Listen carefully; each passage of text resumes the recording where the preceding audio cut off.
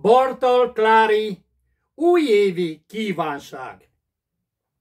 Adjon Isten minden szépet, irigyeknek békességet.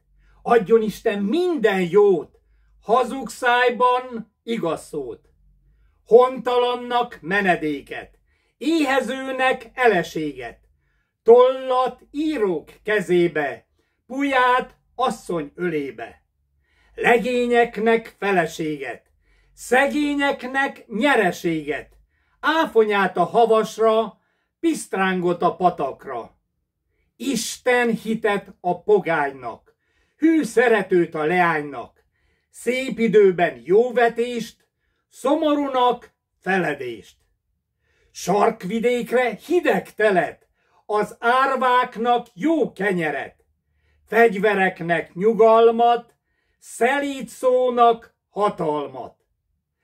Betegeknek egészséget, fulladóknak reménységet, vitorlának jó szelet, napfényből is eleget. Jó lövést az ordasokra, nyilló ajtót vaskapukra, vándoroknak fogadót, Isten adjon minden jót!